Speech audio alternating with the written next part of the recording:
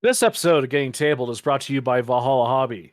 Use code GT2305 to get 5% off any order over $100. That is code GT2305. You can find them at valhallahobby.com. Brought to you by some guys on the internet.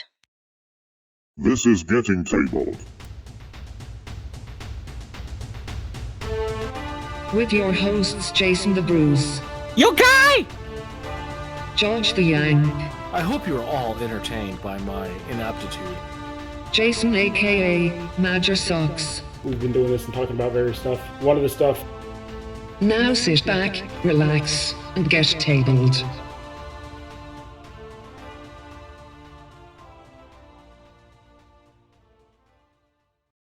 Hello, future people, and welcome to episode 116 of Getting Tabled with your host, the Bruce. Hello, folks. Welcome back to another episode. Sadly, we don't have Major Socks here, but I'm not going to call him Major today. He's being downgraded again because he hasn't shown up because he is a slime, a filthy slime on the bottom of our shoe. How dare he? He didn't even tell us he wasn't coming until like 30 minutes before because he forgot. That's how little he cares about us. His rank is Civil Air Patrol Recruit Socks. He's a slime. That's all. He doesn't even get to be civilian Socks anymore. He's a slime. That's all he is. Also, we have George here. Hello! I exist. One day I'm going to do one of these rants when he doesn't turn up and he's going to listen to it. Oh, how's the land down under? It's been good down here. We're actually starting to get warm weather again, which is nice. It's kind of gone from freezing cold to actually decent weather fairly quickly. We had frost this morning and a high of 72 degrees. It's a day ending in Y. Why are you surprised? All right. We got some news. Should we talk about some news? We probably should talk about some news. Newly received or noteworthy information, especially about recent or important events. And we're starting Behold. with War Games Atlantic. I was going to say, behold the bathing cat. We're starting with War Games Atlantic today, who have announced that they have some skeleton cavalry coming. So this is not the first skeletons that we've seen from them. These are the guys that kind of did like the dead Greek. Like they kind of look like they're from the old, what's the old, not Hunt for Sparta, where they're like trying to take on the Greek gods and stuff. And Medusa. Clash of the Titans? Clash of the Titans, thank you. They kind of like look like the undead in that. But we're getting some cavalry for them, which is kind of cool. I mean, I love an undead thing. What's not to love about it? There appears to be an actual chariot going with them as well. So we do have pictures here of what the sprue, well, in theory, what the sprue will look like. It kind of just shows us the parts as opposed to the layout. I'm guessing that the layout will be kind of... This is probably going to end up being on two different sprues, I reckon. I would imagine that the horses and some of the parts would be on one sprue and then everything else would be on the other. Because this is 28mm. There's no way you're fitting all of that on one sprue. Yeah. Artwork is really pretty, and I love the look of the chariot pieces. Yeah, I want to be excited, except for the fact that it's just skeletons. I mean, yeah, that's all right. They're good-looking skeletons, but it's such a classic mainstay of the hobby that it's hard to do anything new with them. Yeah, true. I mean, Undead is one of those... How do I say this? Yeah. It's one of those classics where like everybody has done them to death. To the point where I think realistically the most excited people are getting for anything undead at the moment is Tomb Kings, which is something that's really old. Yeah. I really like it when people do something a little bit out of the ordinary, and I can't really say that this is something out of the ordinary. I mean, Greek undead is kind of like it has been done, but we haven't seen a lot of this. Well, we have seen a lot of, let's be honest, English/European undead is usually what most people tend to aim for. Conquest did something a little bit different where they were kind of Greekish as well, but they didn't quite look Spartan like this does. Yeah, I was going to say also the Egyptian Middle East. Yes, undead that is also that's the big probably my favorite. Yeah, I mean, trait. and it's just so fitting too. With the whole Egyptian like actual history, and then you throw in like fantasy undead stuff. Like it just fits so well.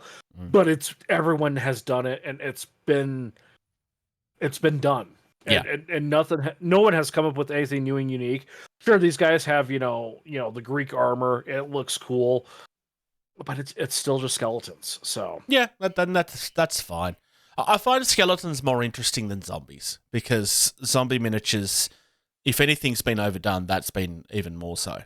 I mean, I don't hate zombies. Zombies are fine, but I mean, there's a game manufacturer whose entire existence is based on them just doing zombies. Speaking over of which, and over and over and over and over and over and over and over and over and over.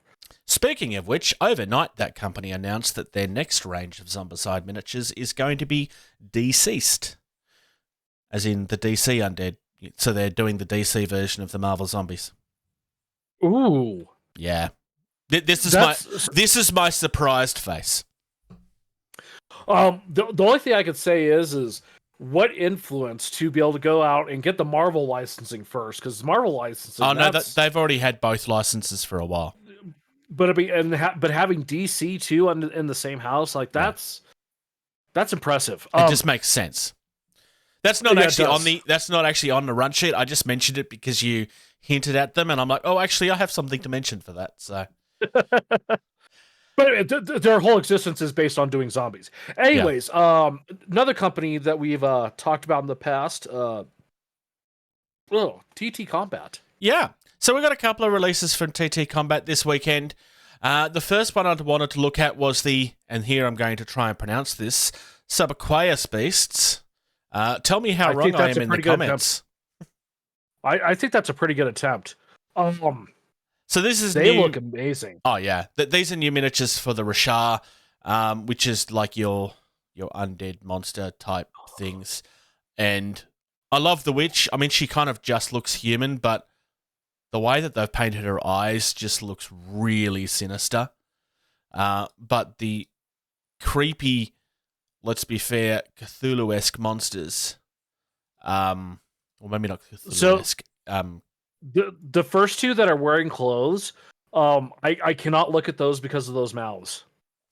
The people where they Photoshop the lamprey mouth over the finger, and it is doing that to me, and it's making my skin crawl. I've looked at them once, and that's enough. You're welcome.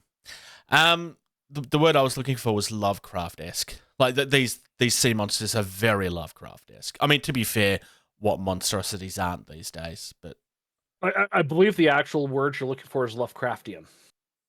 True. My favorite in this is, I don't know if I have a favorite. They're all so good. I mean, the lamprey ones are, yes, suitably creepy. I love the fact that they haven't quite finished growing their skin too, so you can kind of see the muscle through it. I mean, not that you would have to paint it that way, but it does look like it's sculpted detail. I kind of like the mouth in the chest one as well. Yeah. Hands down for me, it is the witch, just because that witch looks so good. If you had another 28 mil game where you needed some sort of witch type character, I would use this mini. I also want to applaud them for not just doing a stereotypical witch, which is like this witch, hypothetically, this could be a good witch for all its intensive purposes. There's nothing insanely creepy about most of the miniature. It's the way they've painted the eyes that make it look creepy. You could make this out to be a hero. I mean, she's surrounded by monsters, so she's not, but I could argue Lady Galadriel from the Lord of the Rings trilogy, there's a little, not when she's like going after the ring, but when she's just like, her normal self, she looks kind of creepy. Yeah. And let's be honest, you could argue she's probably one of the goodest, part of my English there, witches ever. Yeah. So, what's the name of the white witch in The Wizard of Oz. I don't know. The Good Witch. Anyway, whatever. She kind of has... She usually has kind of a creepy thing depending on how you look at it as well. Yeah. Oh, yeah. Anyway, moving on. We have the Reef Rages coming for the Rumble Slam. I kind of had a lapse of brain there for a minute. So we have this giant crustacean that appears to be wearing a hot dog stand, which is that would just... be a hermit crab. It is a hermit crab, yes. I love that he has, like, moss and seaweed around him as well. It's like he's been lying at the bottom of the ocean for longer than he should have been. We got a goldfish-looking thing, and I don't know what the other fish is. Well, so that's a clownfish, Nemo's dad. Oh, it is too. I didn't notice the black on the fins. Yeah, no, you're right. And I don't know what the purple thing is. It might be a koi fish, maybe? Possibly. And then you got a couple of sucker one. And a couple of mer people. And I was gonna say, for lack of better words, Atlantean type folks. Yeah. I think this is a great, because if you look, it's a hot dog stand, so obviously that's a huge hermit crab. Oh yeah. And here not too long ago, and here not too far in the future, the Jason Momoa Aquaman movies, really opened up the portrayal of not all the undersea creatures are, white people with gills. Yeah. So I think this is a good follow-up inspiration from that, with the clownfish, the hermit crab, of course, the mer people. You could paint them any kind of color scheme you would like. So I just saw the name of the purple fish. It's called Emo Nemo. Emo Nemo. Okay. It's not a phase, Merlin. So it's just a goth clownfish, basically. Oh, that's brilliant. Yes, no, and I love your hot take of diversity isn't a bad thing. That's a very hot take there from you. No, I love this set. It looks really good. And then finally, at least from miniatures standpoint, I mean, there was a few other things, but I kind of pointed the highlights. Lenore is, well, have a look at the miniature. It's stunning. I really, really like this. It's kind of a very classic mermaid pose, too, with the whole paint me like one of your French girls thing going on. Right, but she looks like, one of those girls that, competes in the pro CrossFit competitions. Yeah.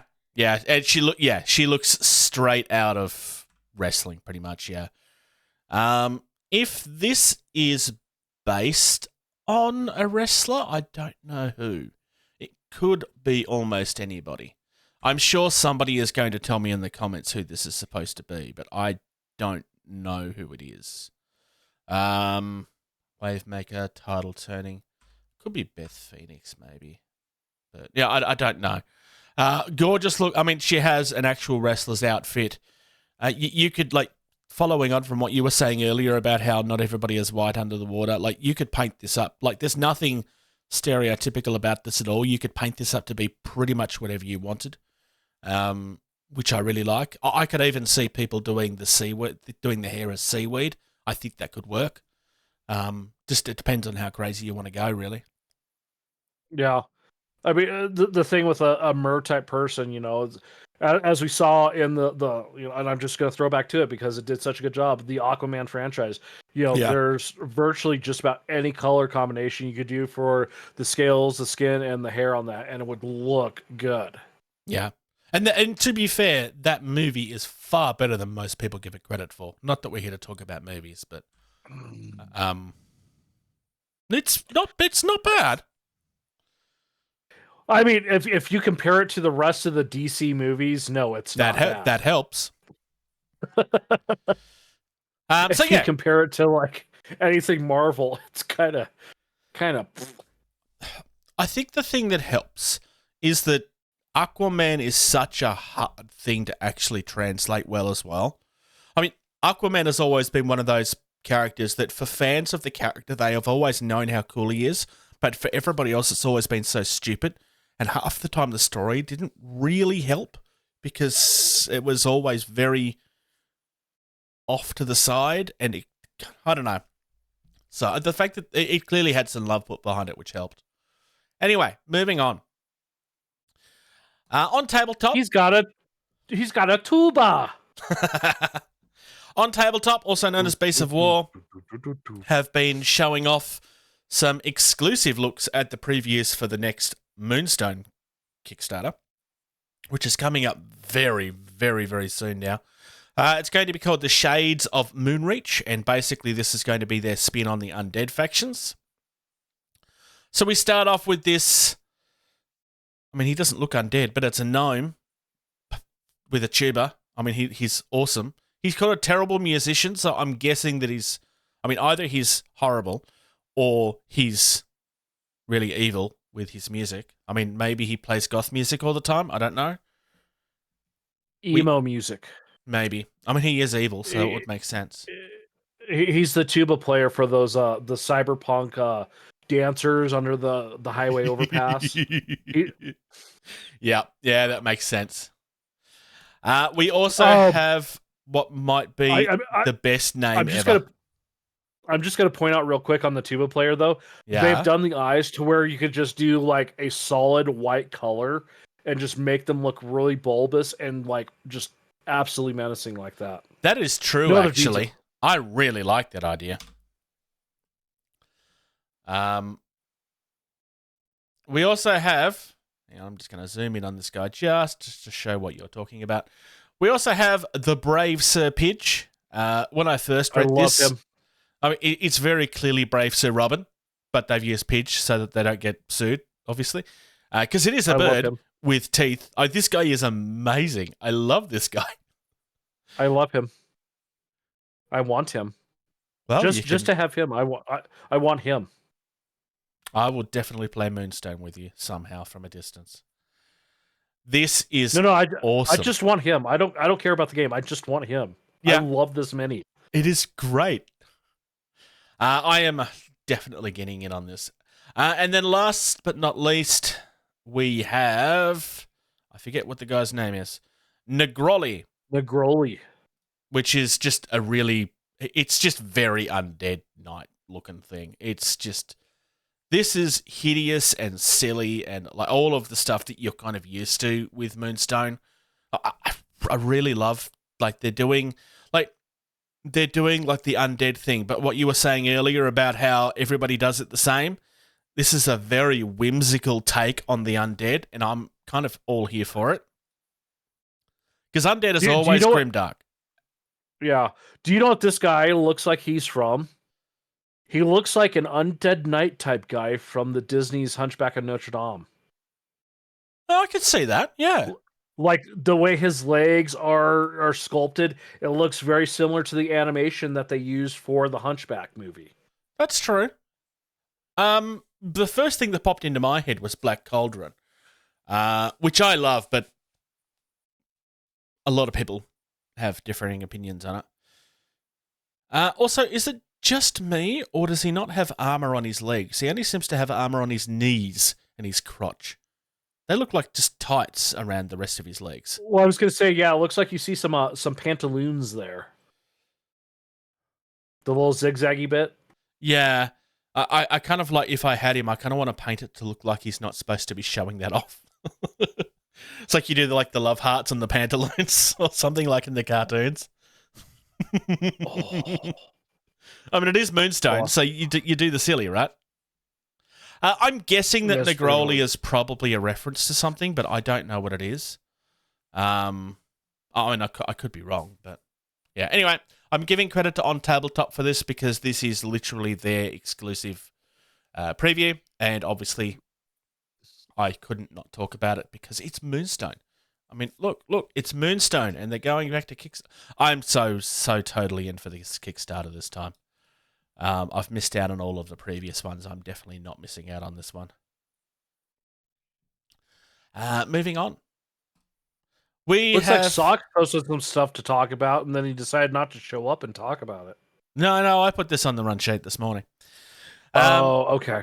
So this all got previewed over the weekend. There's been quite a lot more than I'm looking at here today. They had their mini extravaganza coming up, so this is all coming from that. So we have the Geonosis on the screen here. These guys are coming for Star Wars Legion. So they are still doing new stuff for Star Wars Legion, which is good. And it does have a very strong fan base there. The other one that we have here is Vader. So this is for Shatterpoint. So we don't have to buy this stupidly expensive terrain set to get Vader anymore. We can get him with his troopers. There's also, can we talk about how great a pose that is for Vader? Oh, it's amazing. And I love the cape too. The cape looks really cool. That's what I'm talking about. It's very, very dynamic. Yeah, I like it. We also have the Luke preview here. So this is straight out of Jabba the Hutt. It's the scene where they rescue Han, let's be fair. It's really, really nice. I really like it. And then finally, at least for what we're looking at here, we have the Sandman for MCP, and I think the Sandman might be my favorite thing that I've seen so far. I just think this looks incredible.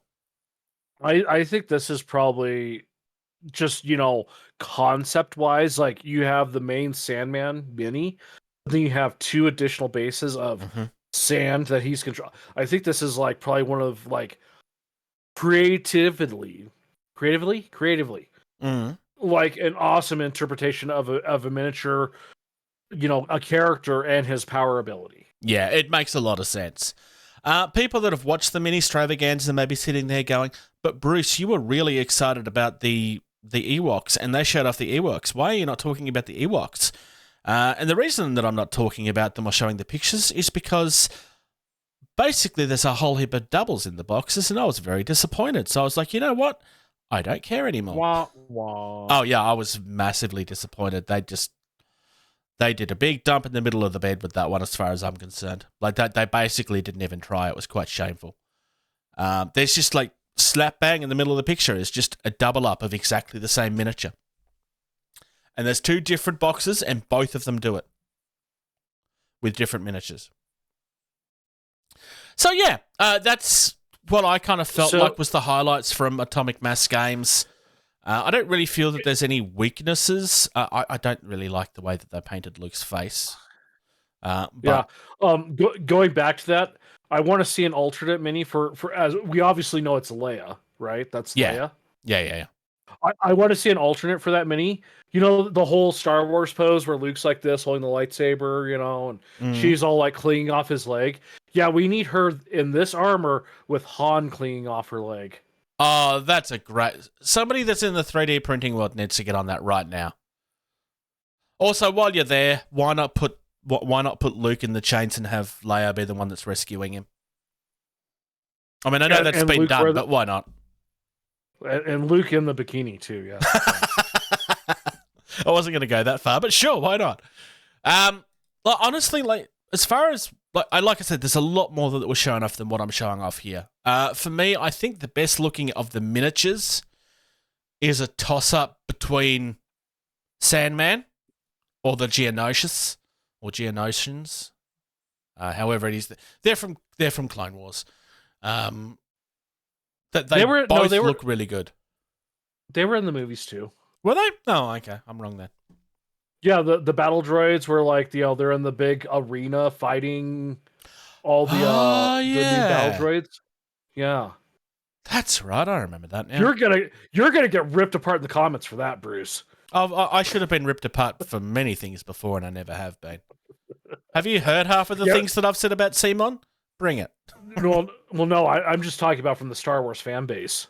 Yeah, Star Wars fans don't like Star Wars anyway. Right. For me, it's the Vader. Just the pose. The Vader pose does it so much for me. And the Sandman. That Sandman is it's so creative, I think.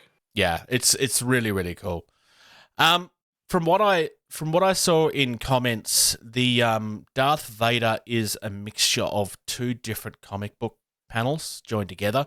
the cape is from one and the rest of the poses from another. But to me, it just looks like a regular Vader pose because he only has like 2 of them. Because the whole idea is that he's, very limited in the way that he does things now. But yeah, that's it from the Atomic Mass Games stuff. We need to talk about something really big. And I'm personally kind of really excited for this.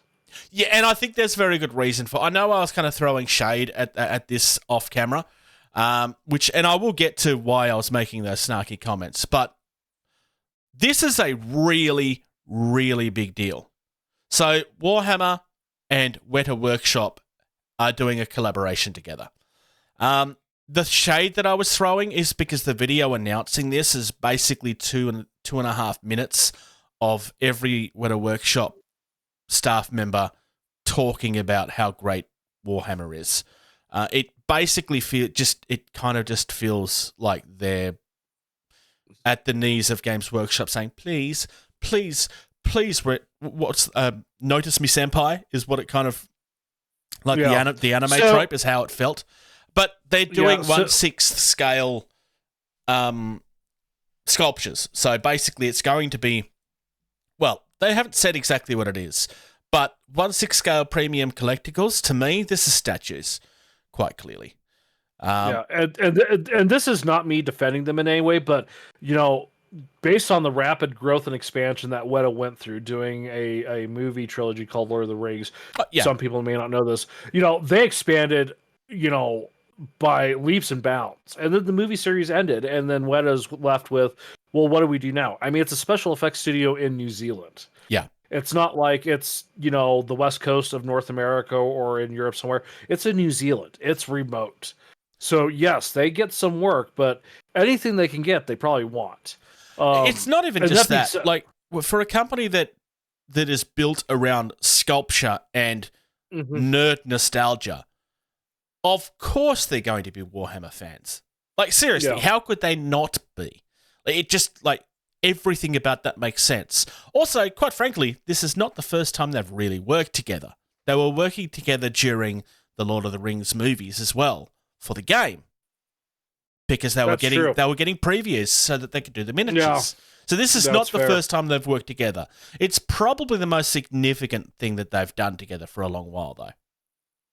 Yeah, and like I mentioned before we started the show, I hope it turns into this, but I would really love to see a collaboration of Weta designed terrain for which will never Games happen. Workshop, which would never happen. But I can tell you for a fact that will never happen, because it's not the way that Games Workshop does business.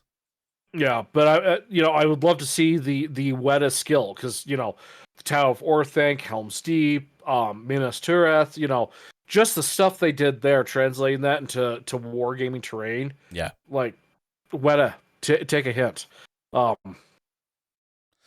When it comes to what they're doing, I mean, this video literally shows us nothing.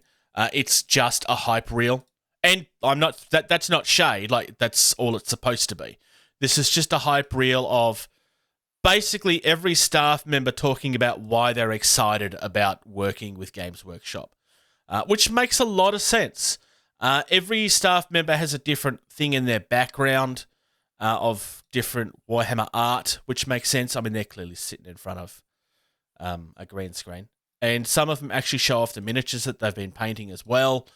But we get no actual looks as to what they're going to be working on. I suspect that the backgrounds is probably our hints. But yeah, 1/6 premium collectibles. Oh no, it does say statues. Sorry, I stand corrected. So yes, this is premium statues. These are going to be like your very expensive nerd statues that you see when you walk into game stores, that are behind the glass cabinets at collectible stores. So these are going to be the very, very fancy but very expensive statues that everybody will want, but only very certain people will buy. The sort of things that I've seen 100 of them that I would love to own in a second, and I will never pay for them, because I just don't have the money for them. Yeah, like if I had the space for it and the extra funds, I'd tell you this right now. If they did a Ragnar Blackmane, If they did a Ragnar Blackmane. There's certain things that would certainly tempt me. Yeah. Not so much Sanguinius, but either Dante or Mephiston from the Blood Angels range would be tempting. You don't want a fancy Thinkwell? Not really. The other one... a Gotrek. Gotrek will have to happen. There's no way they can't. There's too much money to be made there. Oh my god! I would, if I didn't have the money, if I didn't have space, I would still buy that because it's Gotrek. Obviously, like one of the backgrounds that we see there is the Skull Throne. So, obviously we're going to be getting something from Khorne. We'll be getting something from each of the Khorne demons, I suspect. It's just going to be a matter of where they decide to do it. Here's the one that I suspect that we'll get, is that we will get a sculpture of the Golden Throne with the dead Emperor on it. He's not dead.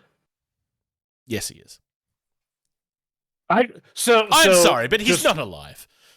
Real quick insert here. In the most recent codexes, they've actually, the drawings of the Golden Throne with him there, he's actually been shown with more and more flesh, like he is regenerating.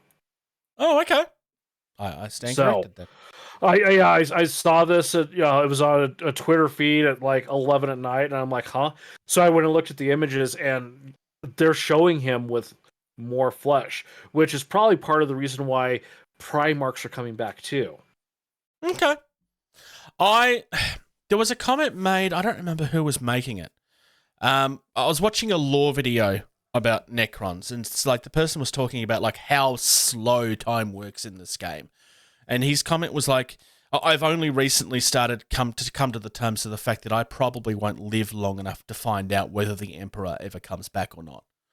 And I was listening to this as like, actually, that's a very good point. We probably will never know the answer to that question. It'll probably won't happen until long after we're dead. Also, I would probably argue that's a question that they shouldn't be answering anyway. Oh, absolutely, yeah. The answer to the question should be, here's the Emperor. And that's when we'll get the answer, is when they say, here's the Emperor. That's how they should do it. Yeah. That being said, I'm really interested to see what they are turning out with Weta. Yeah, it's going to be interesting.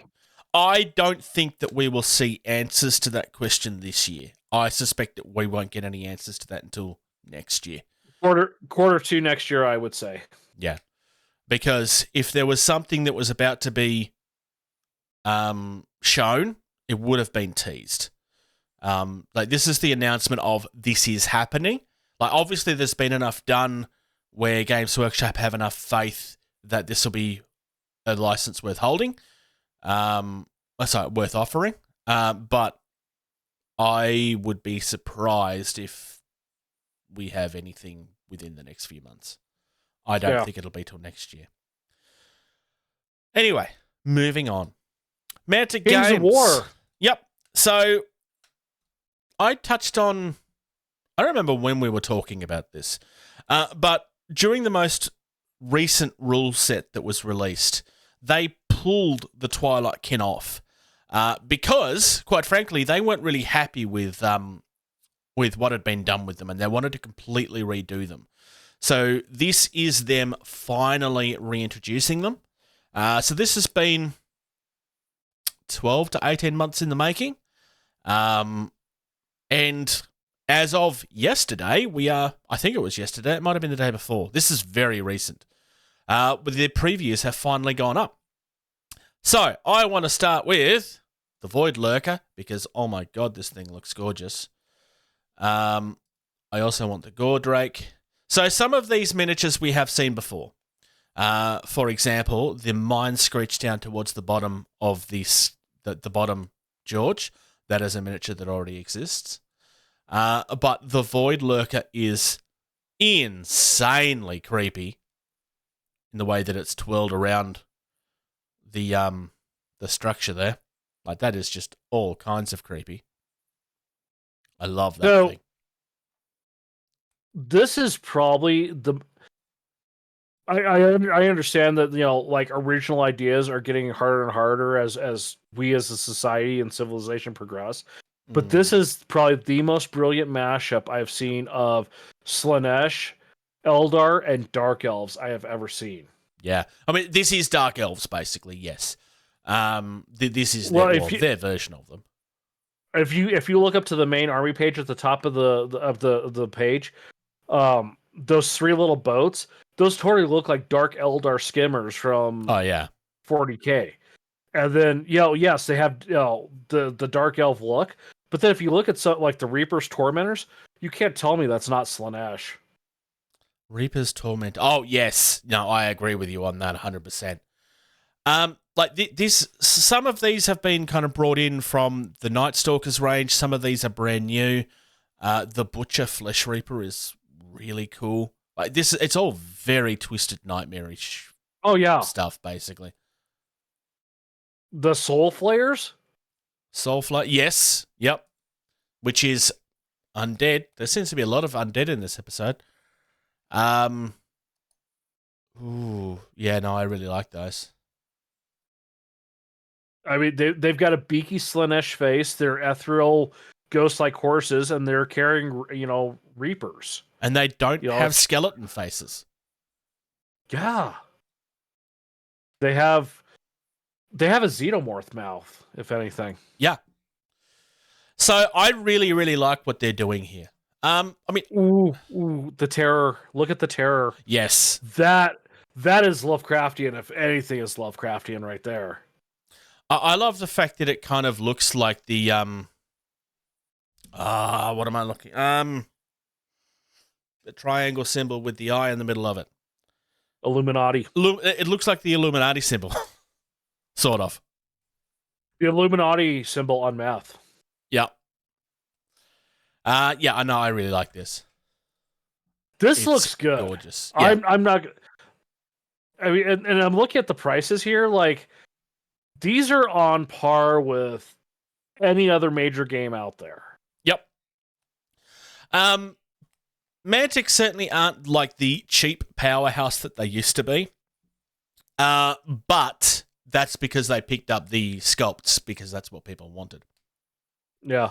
But the fact that the mega army is literally a full army that you can play with on the table, and it's $165. It's bargain. It is a bargain. I mean, obviously you'll end up wanting more stuff, but or you could just do the one-click ultimate bundle for $340 and get everything. Yeah, true. I mean, and it's literally at least one of everything. I don't see. There's like a couple things missing. Yeah, the Terror's missing is the main one I see. But for $340, the stuff that you're getting, like, that is an insanely good deal. Like, whilst I'm saying like they're not as cheap as they used to be, this is extremely cheap. Yeah. And the only miniature that kind of makes me cringe up a little bit is probably let me go back here and look. Well, maybe not even that. I mean, he's huge. I was gonna say the Lord of Nightmares, but if you look at the $340 army, he looks bigger than the Flesh Ripper, who's $20. So I don't mind that's the look stupid. of him, actually. And that's pretty stupid cheap, in my opinion, for that Flesh Ripper. Yeah, no, yeah, true. I think this looks amazing. And yes, no, you're right. It is quite sizable. And of course, it's got that beak dead mouth thing going on, which I think is brilliant for a horse. Yeah, my favorite from this reveal, and it's not even really close. The Gordrake is my favorite. Honestly, it really is. Which one? That's the big dragon looking thing. That was pretty cool.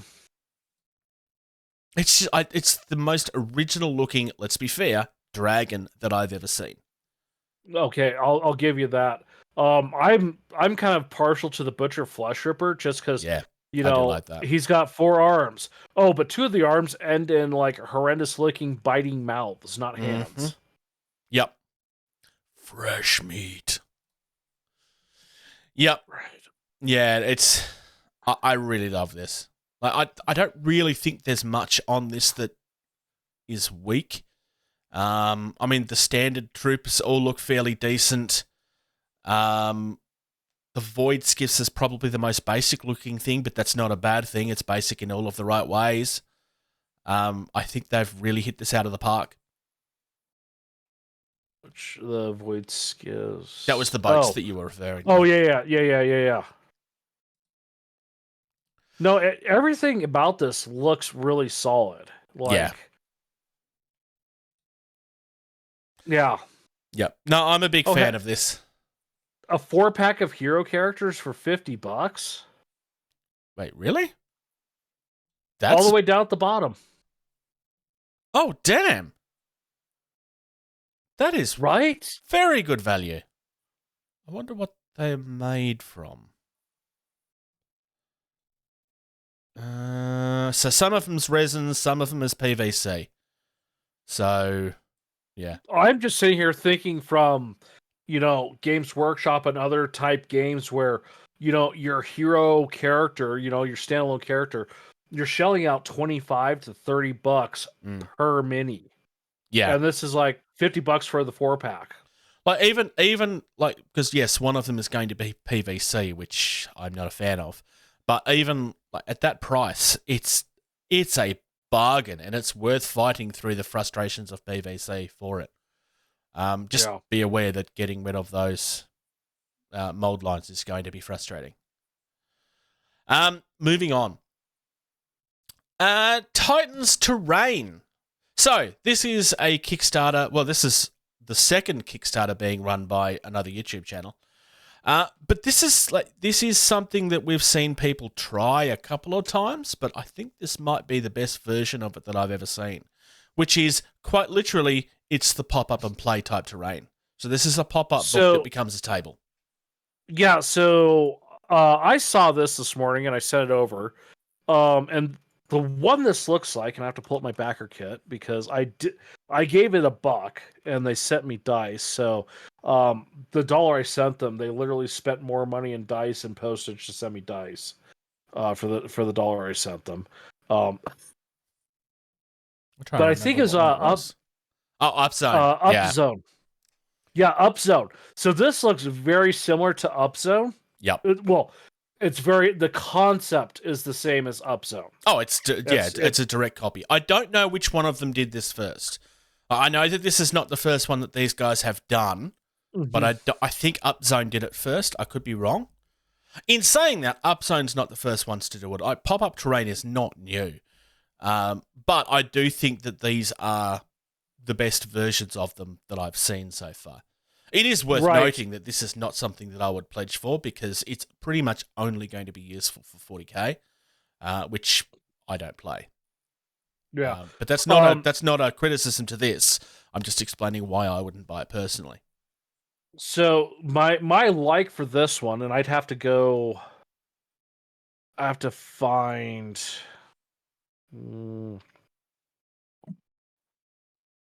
See if I can look at them.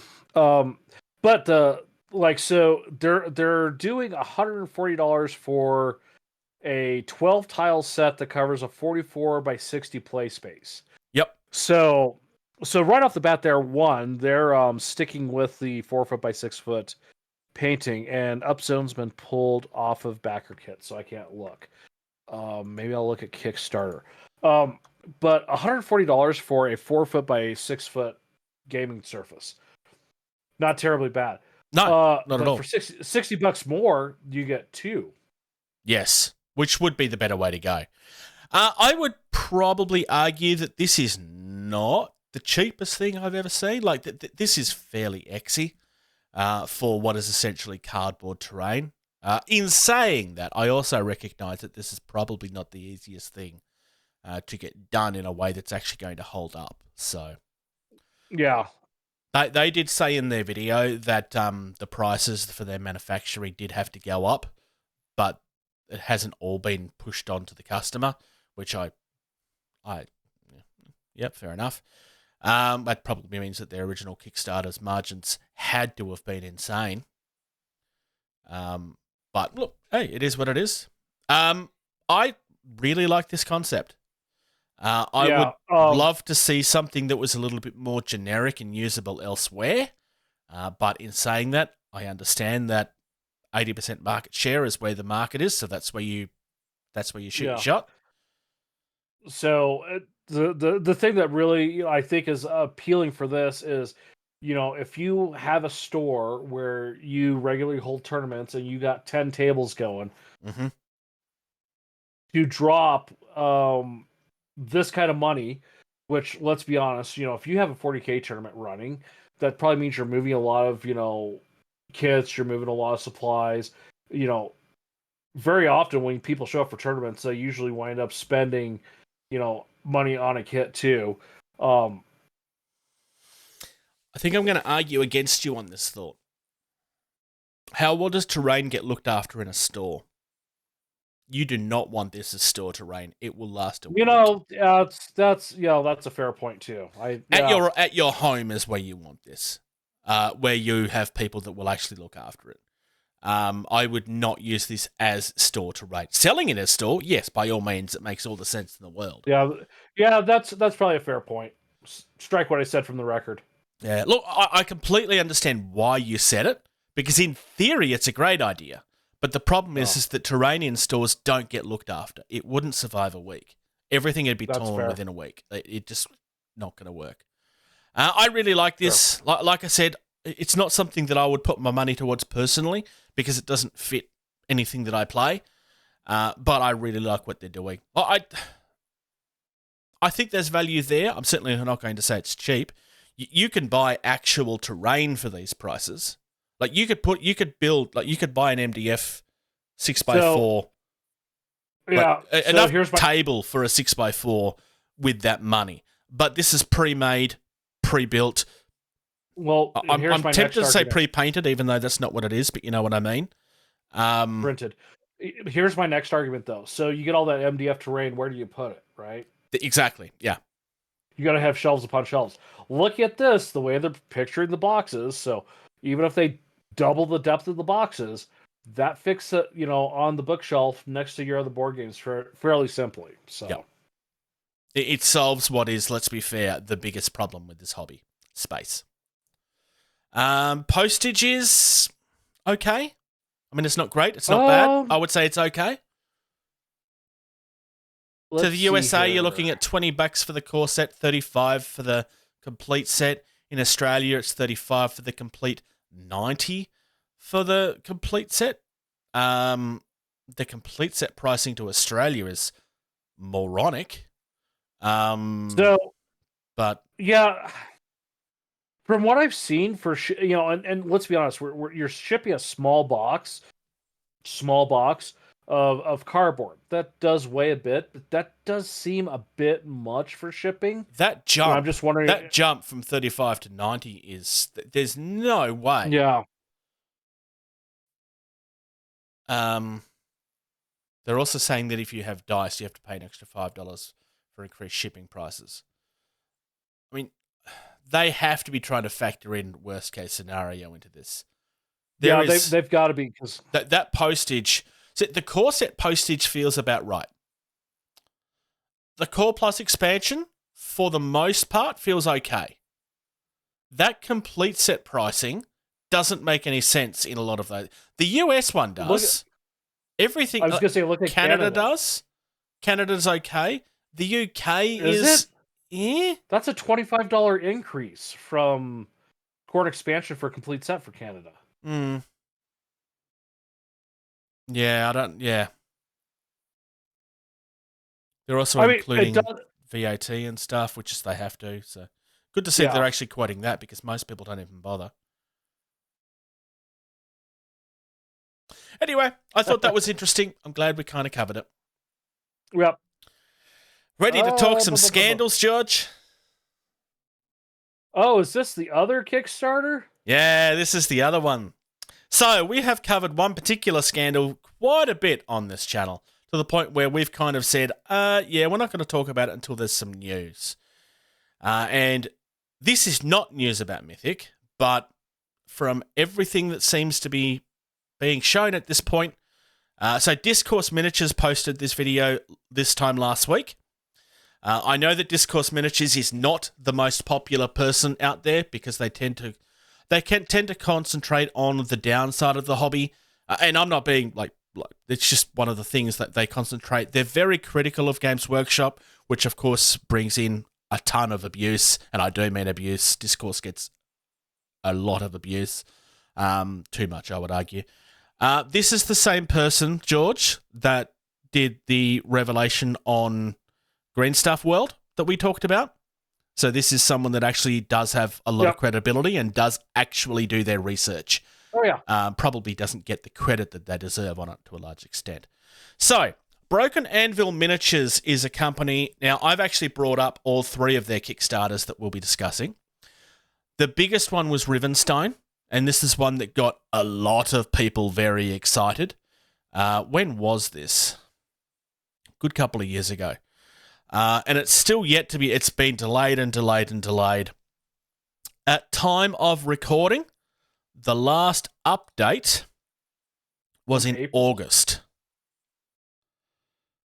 The one that they have pinned one of their updates. It's in August. We also have Forged, which is one that they did very quickly afterwards. It was like 3 to 4 months afterwards, which basically was a whole heap of their 3D printed miniatures, and they basically just said, hey, we're going to release them physically. Here, buy them for your D&D collections. The last update for that was also August. And then finally, for some reason, they also thought it was a great idea to do a miniature set. So this is 3 Kickstarter campaigns within 12 months. So already sounding a bit like Mythic. Basically, the accusation that has been thrown at these guys has basically somebody from within the company that had left has revealed that there was, well, assuming that they're telling the truth, a whole heap of layoffs within the company to try to save money, because basically what happened with Rivenstone, according to this report, is that the funds were mismanaged. Again, sounds a lot like Mythic. And so they launched a second Kickstarter to help get money for the first. And then a third Kickstarter because it still wasn't enough. From basically what the report is saying is that the sudden growth that came from Rivenstone caused them to get bigger offices and hire a whole heap of people, essentially before that they were ready. And they've kind of spent the money without doing the work that they should have done. So, mismanagement. And the accusation is that basically they're on the verge of collapse. The most recent update for Rivenstone, and this is mentioned in the article, is photos of some... Sorry, the video, not the article. Is photos of some pieces that have been... Like, basically it's supposed to be, hey, look, we are doing it. Look, here it is. But that is not a lot of stuff, realistically, for what they're supposed to have done, given that we're talking a Kickstarter that was done quite some time ago, which is supposed to be for 1,402 backers, and you can't tell me that's anywhere near that. Now, granted, yes, this could be works in progress, so hey, maybe that's okay, but I can completely understand why, even with this evidence of manufacturing, there is concerns. I will give them this. This is more than we've seen from Mythic. Because I'm sorry, it is. In regards to the Forged one, this was one that was supposed to be like just a quick turnaround. There hasn't really been much from that at all. And from the painting one, the most recent update was them sharing basically a quick update to say, hey, look, we have evidence that we've paid for our bill. Because they are aware that, and that is of September 9th. This is after that video came out. So this particular update here did not happen. So up until that. just throw this in real quick too. On the Forged went into the updates from August 25th. If you go into it and look, it also they're in the process of being acquired by another company. Yes, which So- is interesting to say the least. One of the accusations that's been made is that they were trying to use this to make the company look better than it really was, to help with this.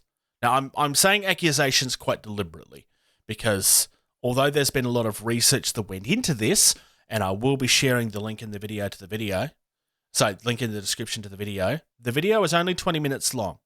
I would argue that it's worth your time. I would argue that it's worth watching it.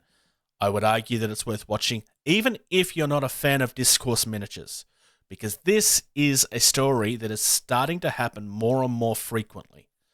From all points of view early on, much like Mythic, there was no real warning signs that this was dangerous. From a backer perspective, it looked fairly safe.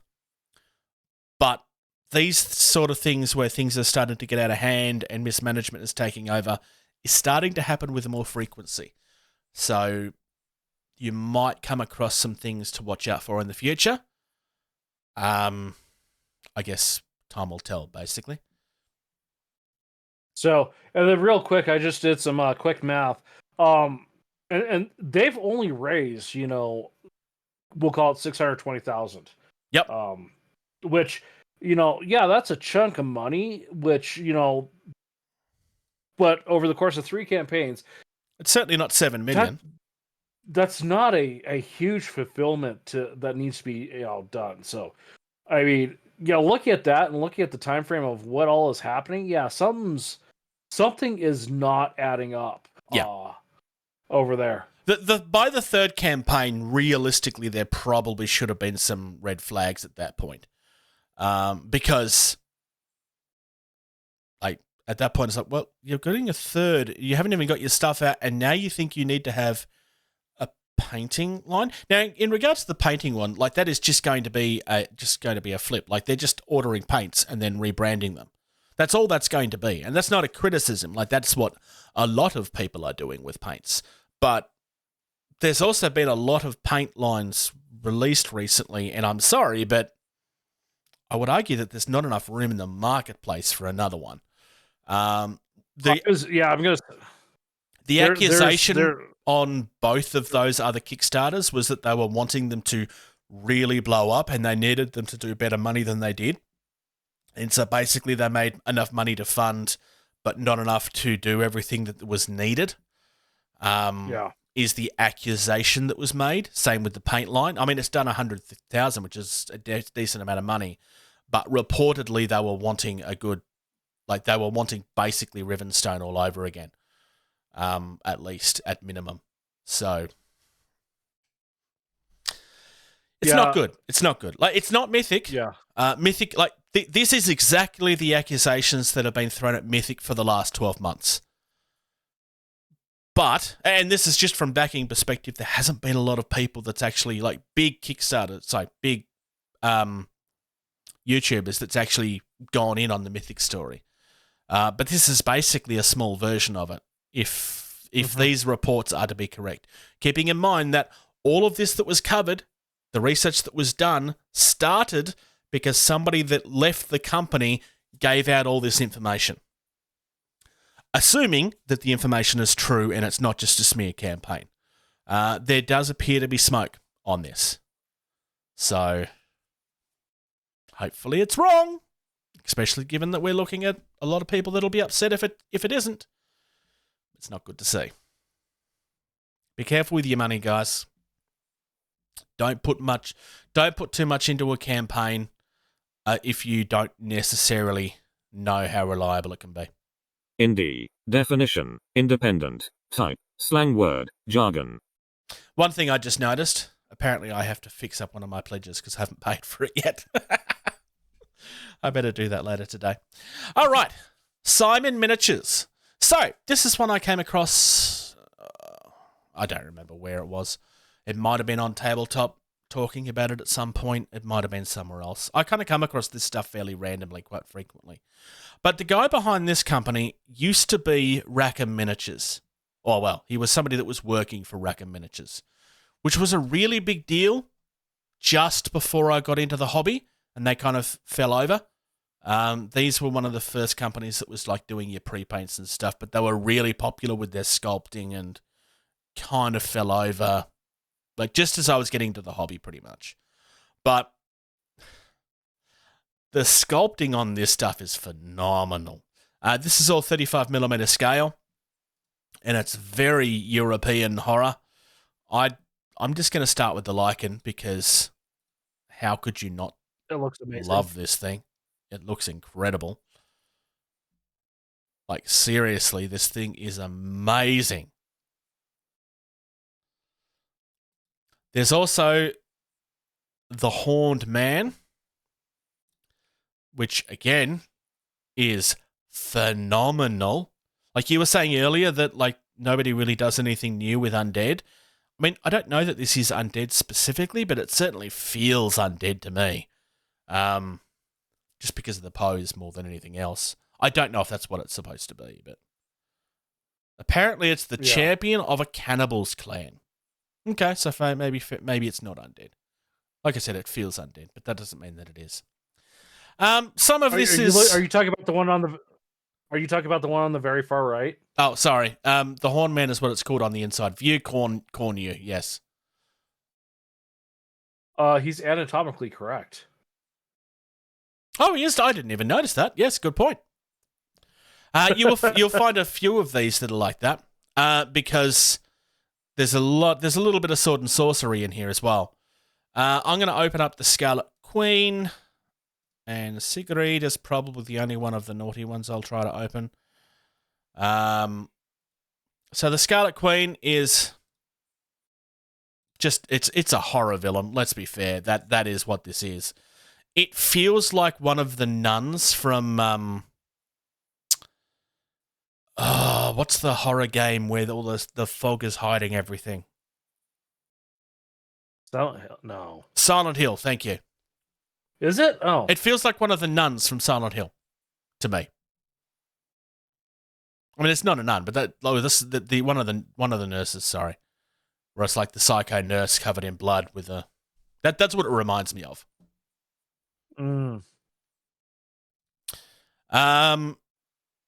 Sigrid is Sigrid looks like she's straight out of Conan, like just straight out of Conan is how that looks to me. Yeah. Lilith it's a horrific spider lady. I'm sorry, but what's not to love about that? I look at this and this is what the goddess of the drow looks like from the descriptions and everything. The Spider Queen. Yeah, true. Actually, that's a good shout. I'm kind of surprised we haven't seen more spider demony stuff from Games Workshop because it would fit into that world very easily. The Hell Deer is a Wendigo. I'm sorry, but that is what that is. You can't tell me that's not a Wendigo. It's arguably the best. About 4 or 5 lines down, I think. The page isn't in English for me, so. You might need to go to the next page. So it's 1, 2. Oh, there it is. I found it. Oh yeah, that is totally a Wendigo. Yep. I would argue it's the best looking Wendigo I've ever seen. It is a very good looking Wendigo. So as we're going through here, we're starting to see different factions emerge. So the Cannibalistic Barbarians is one of them. And there's Demons, which is another one of them. By the way, George, if you go to the thing down the bottom, which is the next page button, it will just continue making the page bigger. It doesn't actually take you to another one. Yeah, I figured that out, so. I basically opened mine up until I got to page 4, and then I was like, I think I'm going to stop there because we'll be here for hours otherwise.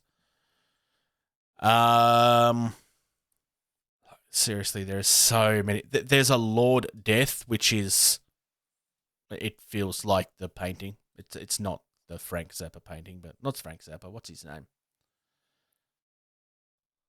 The sword and sorcery painting guy. Anyway, whatever his name, it kind of feels like that. It's not that, but that's what it feels like.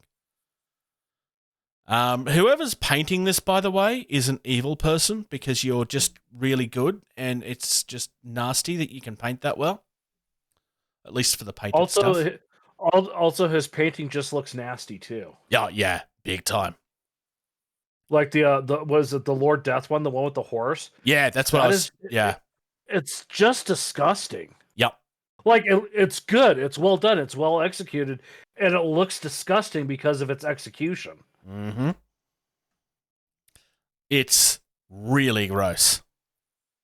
In the best way. Oh my god, the cape is the Lord Death 1, 2, 3. Well, second from the last image where you see the backside. His cape is just skin. Oh, it is too. Oh my, so disgusting. Oh, that is cool. I mean, there's Grimdark, and then there's this. Like, this does go further. Because, like, 40k doesn't do cannibals, not visibly. I mean, I'm sure that there are cannibals in the world. I mean, there's definitely some in chaos. Yeah, I was going to say, the closest thing you get to that is some of the Khorne and Slaanesh type things happening, you know, even with the Nurgle rot. Nurgle is the only one that even remotely comes close to this level of gore. And yeah. I mean, Blood Angels are vampires, but they're not quite cannibals. They have a thirst. The Kroot are cannibals, but you don't really see it. This is showing you what they're up to. So, yeah, this stuff is really, really gorgeous. Like, the website it's a French website, and that's why most of this is not in a language that you can read, George. But I would argue that this is worth spending the time on. I just noticed up the top, Cathbold basically looks like Merlin to me. It's a second. Yeah. It's basically Merlin. Yeah, I found him. I would highly recommend taking some time and having a look at this. The Hurl up the top looks like it's straight out of Khorne. It's 35 mil, so it might be a little bit too big, but I don't think it would, honestly. If it would be big, it would be only slightly, and then you could just say that it's a champion of whatever it is that you're throwing it into. Yeah, I was going to say, like, this, I think some of these would be, like, even appropriate size for, like, Demon Prince, almost. Yeah. At 35 mil. Like the Etzbeth and stuff. The Hell Deer is on a 60 mil base, so that definitely would fit. That Etzbeth is gorgeous. Going down, it's the Cirrus Mont Sur Helldeer. Some dude riding a Wendigo. Looking. I don't see that one. Let me see. Oh, yeah, there it is. There it is. I found it. Oh, that is cool. Oh, at that point, you just buy this one and you just don't glue it on. Because it's the same thing, but with a rider on top of it. Yeah. Just buy this one and then don't glue it on. And then you've got two poses depending on what you want to do. The guy has a mouth in the middle of his belly. That's his belt, I think. Well, I don't care. You paint it to be an actual mouth because that makes it scarier. Maybe it is. Oh, that is so cool. Maybe it isn't a belt. I don't know, because if you look at the back, he's got like a bunch of skulls for his butt. I really, really, really like this stuff. Like, it's really twisted. It's kind of very, it's very dark. It's like very European horror. It feels really cool. So yeah, that's Simon Miniatures. I would definitely recommend checking them out. They are from France, so like I said, keep in mind you are looking at a website in a different language. Use Google to translate it if you need to. But otherwise... Cream, glue, prime, paint. Have you been out doing anything else other than grinding your floor off? No, I have done absolutely no hobby. The only thing I did, actually, I can... Oh, let me reach up. Oh my god, I tightened this too much. So some of my unboxings, the close-up quality has gotten better on the miniatures. After I jerry-rigged a 10x macro lens to a mount on my GoPro. Mm-hmm. Well, I caved and just spent the money, and I got a 9 that I can just... I don't have it on there. This comes off. Mm. And so I can just attach on a macro lens. Without the horrible grinding noise. Oh, there's still going to be some noise, but it's not that audiences more... will know what I'm referring to, because I manually cut that out of your video. Yeah. But it's a more stable connection. It's a more, it's designed connection. And on top of it, the lens that I got, it's not a 10x macro, it's a 15x macro. Oh, nice. So you can have it from further back and actually still, yeah. I can actually get a little more, a little closer, better detail. Nice. So, yeah. It'd be great for showing off the detail of one of these gross, disgusting miniatures from France. Yeah, definitely. I have been, like, the last couple of weeks, honestly, more than anything else, I've been doing what I've said I was going to do for probably the last 2 years. I'm going through this and making decisions as to what I'm culling. So I have been going through and organising stuff. I have gathered all of my Marvel stuff, and it's all sitting on a shelf at the moment, basically ready to go to pasture. The box set of Star Wars Shatterpoint that I bought, like the one box, because I needed to. There was another one I was going to buy, and I've chosen not to at this stage. I sold that to a friend. He hasn't actually got it yet. Well, he hasn't paid me for it yet either. Basically, I sold that for, honestly, next to nothing. There's something else I sold recently. I can't remember what it was. Oh, some of the Conquest stuff. I'm clearing that out as well. Basically, because when I bought into Conquest, I bought in big, and I bought more than I needed, basically. While I'm in the middle, and I know that you know this, like, while I'm in the middle of trying to develop a game of my own, I'm largely not playing other stuff. Yeah. And if I sell stuff, hopefully it'll help me fund other things that are a little bit more important. Like, I'm going to have to upgrade my PC at some point soon, for example. Not that I'm not going to be making a lot. I'm selling a lot of this stuff way cheaper than I should be. Like that that Shatterpoint box I sold for $30, which is just stupid. But I need to clear my garage out. Marvel Crisis Protocol is a game that I've been, like, desperate to play for a long time. And I was like, no, you know what? I'm done. And then I got back in, and then I was done. And then I'm like, no, I'm just getting rid of all of it. I haven't really priced it at this stage. Like, there's like 2 miniatures out of it that's already gone to a friend. I'm probably going to do the same thing with my Infinity stuff, with the exception of the bikes that I'm using for Entropy City, obviously. But I've already cleared out Super Fantasy Brawl, you know that. Reichbusters is probably going to follow as well, which is another one of their games. I'm trying to do the smart. Well, I can't say that it's smart, but I had a revelation somewhat recently where I realized, like, despite everything that I thought, I very clearly have some ADHD issues. And the way that it comes out is in my spending when I hyper focus on something and, like, no, I need this. And I have done that so many times because of research on this podcast now, where I've like deep dived into something as this is going to be my next big thing, and it just never went anywhere. I have done that way too much. Keeping Moonstone, because Moonstone I'm going to play. There is stuff that I purchased that I will still play. I still have Conquest. I'm just selling the stuff that I don't need. Yeah, to me, like that's kind of a similar reason. Like, I bought the trees, I bought the custodies, but that's part of the reason why I've been more on the board game kick. Yeah, well, I'm because gonna cull some of those too. But it's like I have this custody army. What if no one's playing custodies? No one wants that. I can't sell that, right?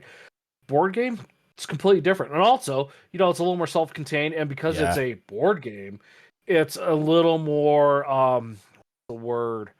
easy to entice. Yeah, because it's not as much work to get somebody into it.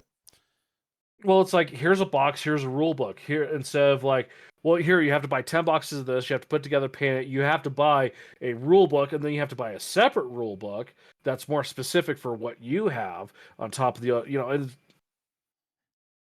yeah. I'm most likely clearing out a whole heap of my Bot War stuff as well, because I bought stuff. I bought a second army that I was only kind of half interested. Oh, well, no, it's not that I was half interested in it. It's like, I'm really enjoying this game. I'll buy another army.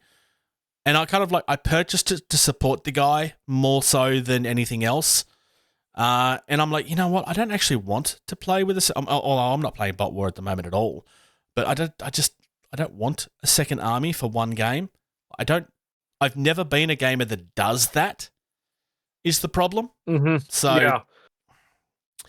So that it's like $350 of miniatures that I'm clearing out there alone. So like I said, I've done this too many times.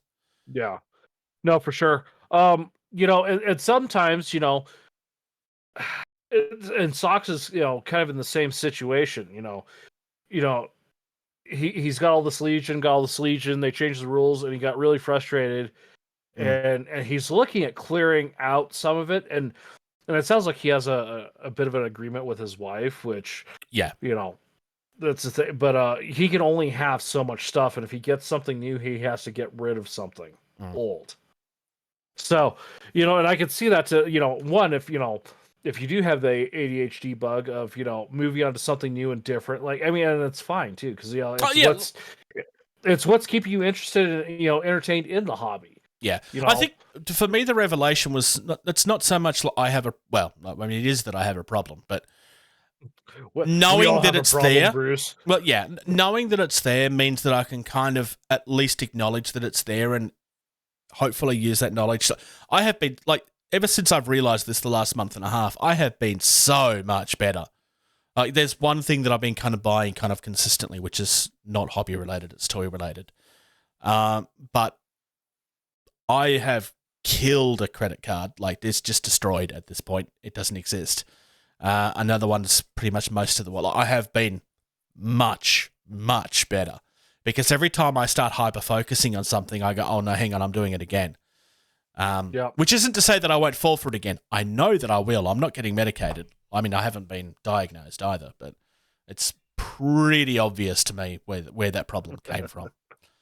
My excuse was always that because, and I mentioned this earlier, we didn't really have a lot of money when I was growing up. We didn't have a lot of money for hobbies. So my excuse as an adult always was, well, it's just because I didn't have these things growing up. And whilst, yes, that's probably true to some extent, the realization in my 40s is that, oh, wait, but that's not actually the problem. The problem is because it's this, and I haven't noticed because it doesn't affect anything else. Because it comes out, I'll get distracted like anybody else. Back in my homework days, it was a matter of I had to have music playing when I was doing homework because I couldn't concentrate otherwise. And Mum would always have a go at me because she thought it was distracting me, but that's what I needed to concentrate. And I interrupt people while they're talking all the time, but it's never really affected anything else. So it didn't get picked up because there was no real warning signs. But my garage full of crap is the evidence. Anyway, that's been it's trying to make some hard decisions, basically. Will this stuff sell all overnight? Well, probably no. In the case of the bot war stuff, it's got a very small audience, and given that I'm reluctant to share in the bot war group that I am selling it, because I already know the reaction that I'll get from the owner, it won't be nice. So I'm just gonna. It's been offered to friends at this stage. There's somebody that's interested, but we'll wait and see. Let's move on. Talk nerdy to me. Talking of distractions, and I suspect that what I was just talking about with ADHD stuff has been one of the sources for this as well. There's been a number of times over the last few years where I've had this really, I'm going to call it a really dumb hobby idea. Dumb is the wrong word, though. I've had like a really random, stupid hobby idea. And I mentioned one to you last week, the Necron one. You may not have seen it. Never mind. I'll get to it shortly. But it's just like, oh, I've got this really cool idea for an army, or at least it's really cool in my head, and it's probably impossible to actually do on a miniature. But I'd really love to try it. It's where you get like your 40k armies that are like Hello Kitty inspired and My Little Pony inspired. Like that's where these stupid ideas come from. And I'm not saying that they're stupid. I'm not saying that in an insulting manner. It's just it's something that doesn't fit. It's really random. With my an example of mine that I actually did succeed in was with my Malifaux gremlins. Every single one of my gremlins that's painted, and that's the thing, painted, is a pop culture reference. And they're all random pop culture references. Most of them don't belong together. There's Marvel stuff in there. There's DC stuff in there. There's the Mask reference in there. And basically, it's like, well, what does this remind me of? There's a character called Lenny that I had a friend sculpt a Jason Voorhees mask over the front of, because he was kind of wearing like a boiler suit, like Jason Voorhees does. And that for a long time became my excuse to just do really dumb stuff. And do they fit together? No, but that's also kind of the fun of it. I mean, the only thing that ever tied them together was the skin color, basically. The most recent really stupid idea that I had, and I do think this is a stupid idea, and the reason for that is quite simply because I will drive myself insane if I decide to end up doing this. I just will. It's a short drive. So my idea for Necrons, right, was normally when you paint up Necrons, it's the metal with the bright glowing green and da-da-da-da-da. Sure. Or it's like it's a different color, but it's a really bright glowing pink or orange or whatever it is. My initial idea was, I should do some pastel ones and make it look like they're really old plastic or something. Because that'll just it'll make the 40k fans skin crawl. And then I had an even worse idea, which was, what if it wasn't glowing? What if it was like the opposite of that? And rather than glowing light, it's like absorbing light. So, well, how do you paint no light and not make it look like you haven't just not painted it? Because the center of it is obviously black. But, okay, so he just hasn't painted the thing. You need to finish that. So, no, that means I have to kind of paint a glowing darkness, which is a really stupid idea. It's possible. Basically, what I would have to do is paint a whole heap of, I would have to glaze a whole heap of dark blues and purples to slowly get darker and darker and darker until the very center of it was dark. Or I would have to try and replicate a black hole or something. But I don't think a black hole would actually look very good in a miniature, because it's just basically a big glowy light filled with blackness. This is one of the craziest things I've ever heard of, Bruce. I know. Tell me not to do it. It's terrible. I will send. Don't do it. Don't do it.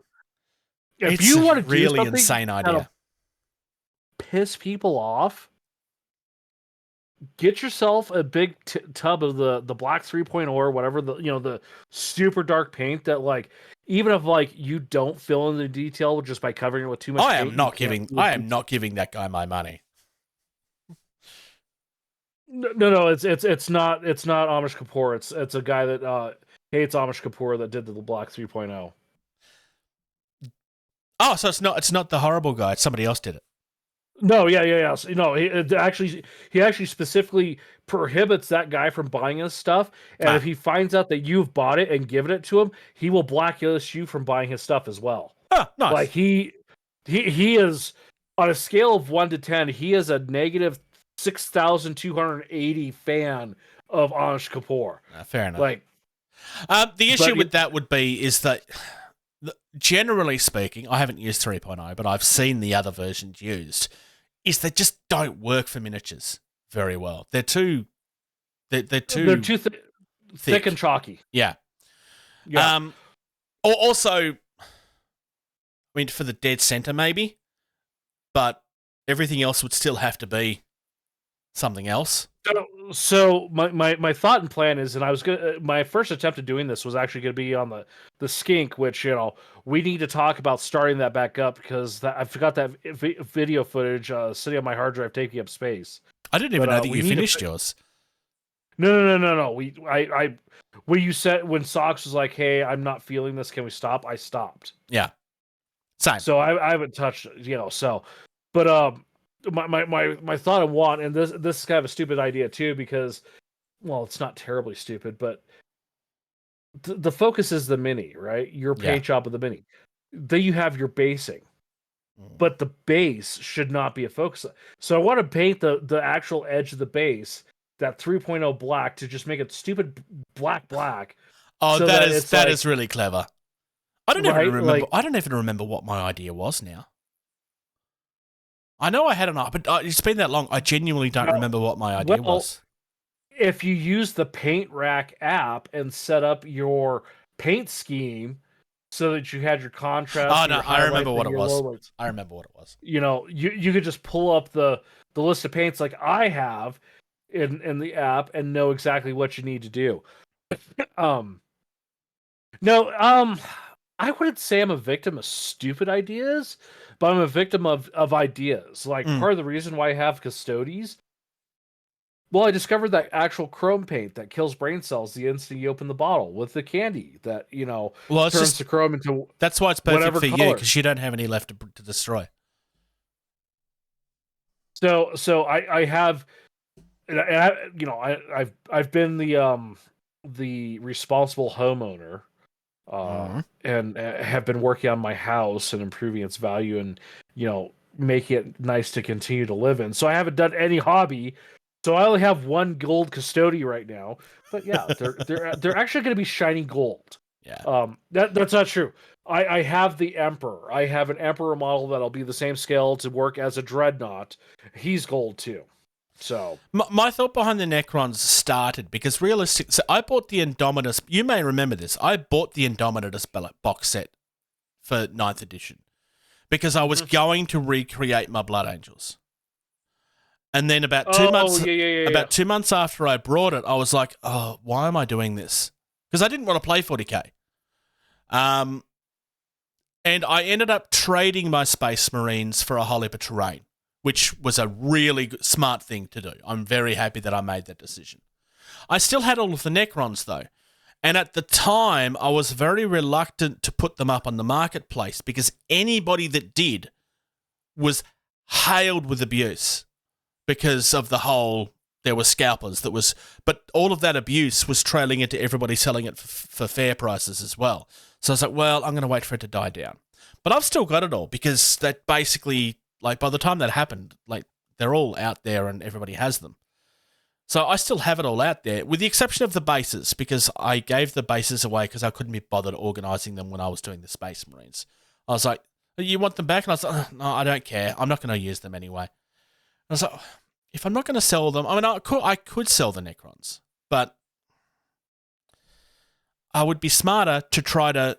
My theory is that if I keep the Necrons and I slowly start painting them up, I can use those to break up my hobby when doing Entropy City stuff is starting to become too samey as like a palate cleanser. But if I'm going to do them, I don't want to just do metal Necrons with glow. I want to do something different. I probably am going to do pastel. It's just a question of what else is around it. Because I like the idea of painting a pastel Necron. I actually think that could be fun. And then, yeah, the idea of I should really do something with this. Because in theory, like, if I paint them, then I can use it for combat patrol, which, sure, it's an idea. Here's what you should do that is different from anything else that will not make you insane.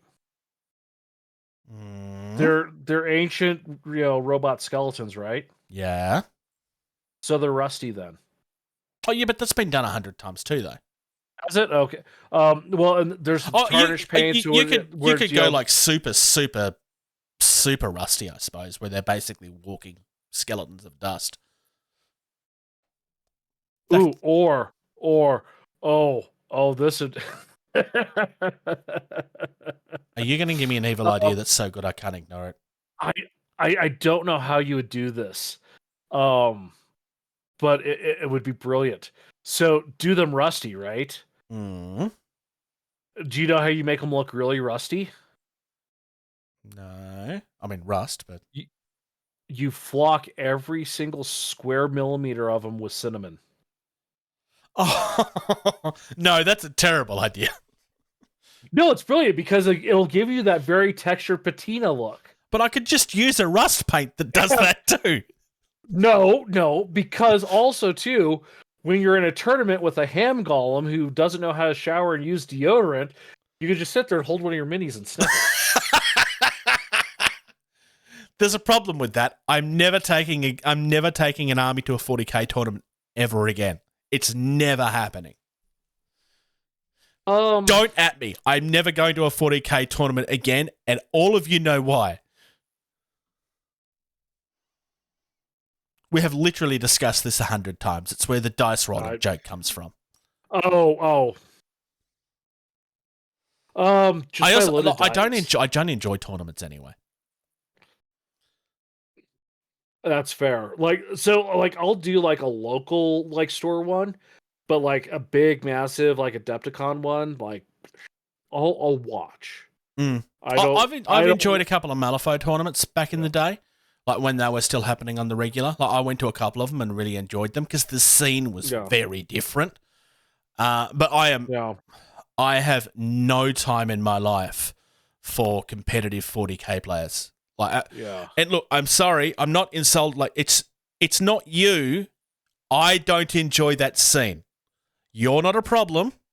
I don't enjoy it. Therefore, I don't participate.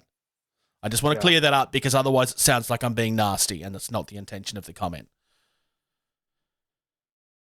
I just don't have time in my life for it because I spent 2 or 3 years trying desperately to try to find fun in that scene, and I just never did. Bruce, I know what you have to do for the Necrons now. I figured it out. Oh no. Okay.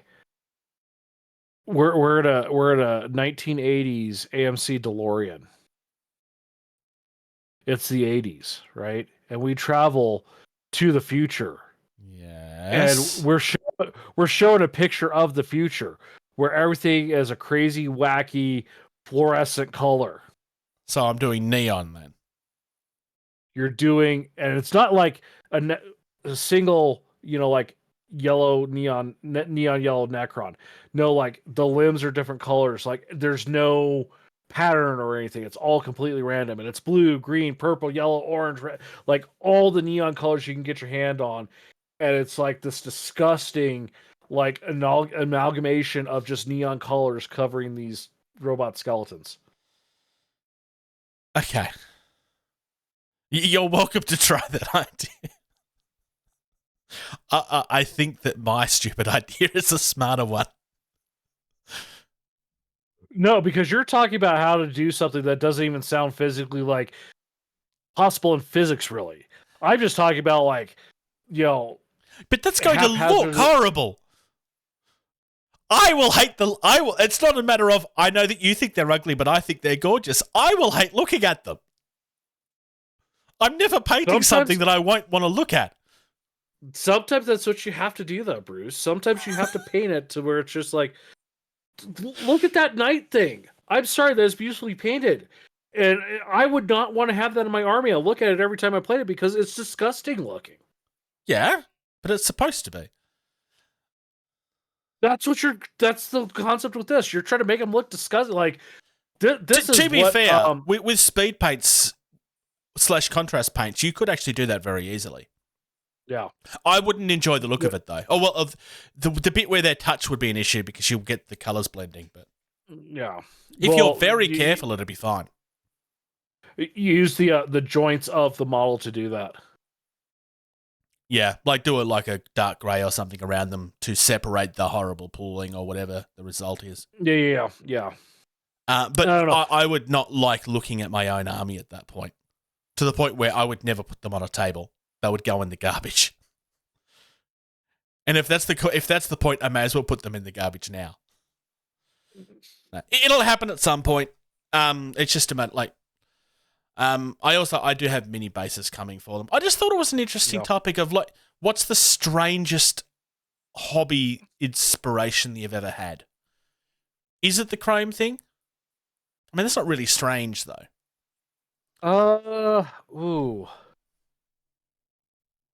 I would have to.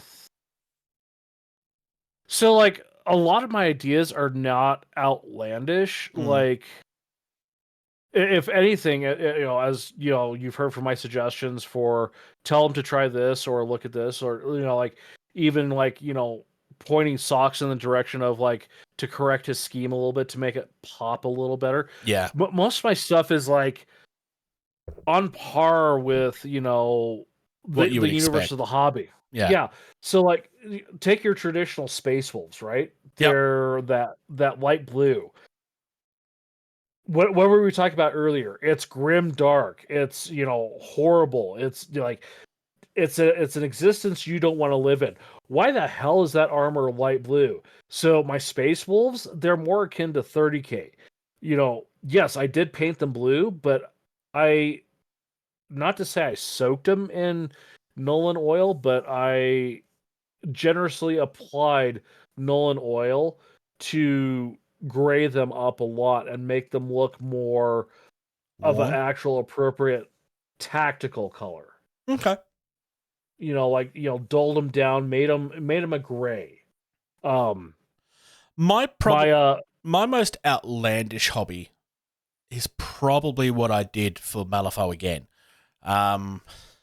So there was a box that came out that was definitely not Alice Cooper. It definitely was not Alice Cooper. This is actually what got me into Malifaux to begin with, because it was a box that had Alice Cooper as the leader. He was called Mr. Cooper, I think. And basically was he a failed basketball player? No. Oh, because there's a sitcom called Hanging with Mr. Cooper, who's a failed professional athlete. Right. No, I'm talking about literally Alice Cooper as in the singer / rock band. Yeah, but you called him Mr. Cooper, and that's the name of the show, is Hanging with Mr. Cooper. So I was asking. Oh, okay, I get you now. Anyway, so the story of this character basically was that he had this circus that he brought to the town of Malifaux. And then basically what ended up happening by the end of this really weird circus is the parents all left and forgot that they had children. They just left their children at the circus. And then basically he offered all of these, but the story ends up being that Mr. Cooper gives all of these children to a demon. So basically what I did is I went, well, that's really screwed up. I'm totally replicating that. And I found all of the children within the Malifaux line and I painted them all up as dead ghosts, just so that people would look at them and go, ugh. Because there's just something about a creepy, like the creepy child thing, which is even worse if it's a dead creepy child. It's just really insanely creepy. Like I'm thinking Freddy Krueger, like the girls that are singing the 1, 2, Freddy's coming, like that. That's why that is creepy, because it's It's just insanely. That's probably my most outlandish hobby inspiration I ever had, which was just really messed up. But they were painted fairly traditionally at that point. So so actually, I do have probably my most outlandish hobby idea. So what was it, the previous edition of 40K? There was like, the stratagems you could take, I think is what they called or whatever. The traits. And there was a trait. It was a very odd trait. It was called the Lion and the Wolf. Oh, okay. And in order to take this trait, you had to field Dark Angels and Space Wolves. And I thought, well, that'd be cool because, at the time when I was really following into everything, the hubbub and buzz was because, Magnus was back. What's his face? The Nurgle guy. Yeah, him.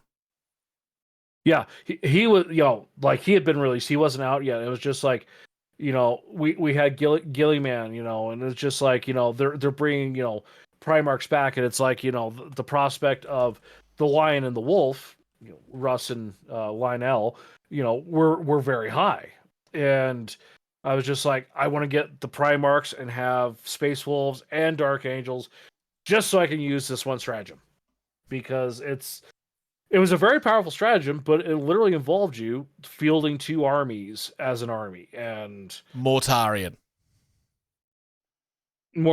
yes, thank you. And so far, we do have the Lion. I haven't picked him up yet. Of course, I've got some Primaris Marines that I was going to do as Dark Angels. I had the crazy idea of what are they called? The Centurions, the Space Marines wearing Space Marine, yeah. Yeah, so I think I'm the only person on the planet that actually thinks they look fine. I think they look all right too. But it's a dumb idea, but I think they're fine. Same scale and size. I was going to use the robot Ambuls from Necromunda as a Centurion. Oh, okay. Yeah, that works. But then I could never get actual confirmation, and so I only got 2. They're still sitting there half assembled because I could never actually figure out, can Dark Angels take Centurions? You'd need to look at the codex, but I don't see why they couldn't. In theory, they should be able to take anything in the Space Marine box. No, not. Huh. No. Okay. No, because I actually had the Space Wolves one, and the Space Wolves couldn't take Centurions. So. Oh, okay. Yeah, and I was like, well, crap. There's the whole cool idea of my army of doing this just to have both the Primarchs, use the stratagem, do this, do that, because I had Wolfen. Wolfen are cool, doing the robot Ambuls as a Centurion, I thought was a way better idea for a sculpt than an actual Centurion. Yeah. So, I wouldn't say I've had any outlandish ideas. I don't know. I just thought it was an interesting topic. Maybe it was just an excuse for me to talk about my dumb ideas. Now, I will say this though. There's a guy that I played with quite often. He owned the store for several years before he decided to get out. Oh yeah. Yep. But and I never got to see it in person, but I think it was his COVID project. He did a Orc Speed Freak army based on a video game. Oh, okay. Which one? Can you guess the video game? I mean, my theory would be Road Rash, but no, better than that. Yeah, Mario Kart. Mario Kart. Yes. Nice. Yeah, so and that falls in line with the Hello Kitties. I think one of the best ones I saw out there was someone who did a Space Marine Primaris army based on the Buzz Lightyear Space Rangers. I've seen that and actually it looks amazing. Yeah, so I mean, it's there's also a Deadpool one out there that looks quite good too. Oh, okay, no, I just remember this. So this is my most outlandish idea. Mm. I was gonna do Kill Team. Yeah. Okay. Speaking of outlandish ideas, Ben has a lot of them for Kill Team. So I was gonna do a Space Marine Kill Team. Yep. And I'm going to tell you the names of what the members of the Kill Team would be. Okay. Caboose, Donut, Sarge, Simmons. Yep. Red versus blue, or red in that Yep. case, but yeah. Well, no. I was going to have the blue too because who was it? Was it Tucker who had the sniper rifle? Yeah, Tucker. Or yeah. No. Yeah. So I was going to have blue, but it's just like, yeah, I was going to do a Kill Team based off of red versus blue. Ben, as in Brother Bear, is in the middle of doing the Dinobots, but for Kill Team. Nice. Tournaments, demos, conventions, that kind of stuff. Perth Gaming Festival is coming up on the 23rd of September. It's in Perth at the Esplanade Hotel in Fremantle. Slime Socks' Warhost official Dystopian Wars Escalation League is still happening. It started on the 6th of September and continues right through till the 15th of November. It started with 1,000 points and they're increasing by 250 points every 2 weeks. This is taking place at Critical Hit Games at St. Petersburg in Florida. So if you're in the area, reach out because Socks will definitely be keen to have people join. They've got quite a decent group building over there, so it's good. DevCon, not DEFCON, DevCon is coming up. This is the Tabletop Game Developers Association. It's an Australian game developers conference, basically. It's coming up on the 5th of October. It's the day before PAX Australia, which is from the 6th till the 8th of October. That is really close now. Northern King Con is coming up from the 24th till the 26th of November. That's in Ossett, West Yorkshire. £55, which includes a hot lunch on Saturday and Sunday. If you've got events, somewhere out there, there is an event that somebody was telling me about, and I said I will try to remember to put it on the run sheet. I don't even remember who I was talking to. So if you do remember me saying that, can you please let me know? Because I've forgotten and I can't find my message. I think I left it in a comment on something and I couldn't find it. So I apologize to whoever it was, but I just couldn't remember. Thank you as always to those that support us on Patreon. We want to thank Valhalla Hobby specifically. Valhalla Hobby is a game store. They have a huge range. Specifically, yes, they cover your Warhammer 40,000, your Dungeons and Dragons, your regular card games, but they have a huge passion for the niche side of this community as well, which is why we love working with them, because it's where a lot of our passion comes from. You can find your Bushido, you can find your TT Combats. They are in the process of getting an order from Blacksite Studios. If there is a game on the indie side that you know of and that you haven't found, either they will have it or they will be able to get it for you. Plus, and we've said this a few times as well, their prices are really good. If you use the code GT2305, you'll get 5% off any order over $100 at valhallahobby.com. Where can people find us, George? Oh, they can find us early access on all video content on www.patreon.com/gettingtabled. That is $2 a month. It pays for our stuff, the website, storage, all that stuff. Yeah. We've never pocketed any of that money. It all goes to keeping this up and running and trying to make it as professional as possible. The website that I just mentioned is gettingtabled.com. Facebook, where you can find most of the posts and links to said videos and whatnot, is facebook.com/gettingtabled. You can find all the video content on youtube.com/gettingtabled. Please like and subscribe all videos that you come across. It helps us out. And, if you're watching it, you might as well subscribe, right? Then you know when we release more stuff. Email us things about tournaments, like when they are or when conventions are, so we don't lose them in comments at gettingtabled@gmail.com. There's a Discord. I guess the invite's in the description. Yes. I didn't realize it was like that. You can find us on Instagram and X at gettingtabled, because it's X now. That it's no longer formerly known as Twitter. It's been long enough now. Get with it, folks. Bruce has a Twitch at www.twitch.tv/JasonTheBruce. Live on Monday nights. Monday nights. So that's like Sunday, some random Sunday time for morning. me. So I never watch him. I don't watch him. I will be expanding out, but I haven't decided what the other day is yet. Yeah. And then there's another channel here. I'm going to let you touch base on that because I remember mentioning it, but I can't remember what it is. Toy Reel. Toy Reel is something I've joined up with recently. This is a team based in Australia touching on action figures, toys, things from our childhood. I've been doing a couple of video reviews of the Beast Box line. I have some stuff coming up for NECA as well. They do live videos every so often. Yeah, really good. If you're into the toy side of the hobby, there's definitely some really passionate stuff to find over there. Just mentioning it because, yeah, I'm now part of their team.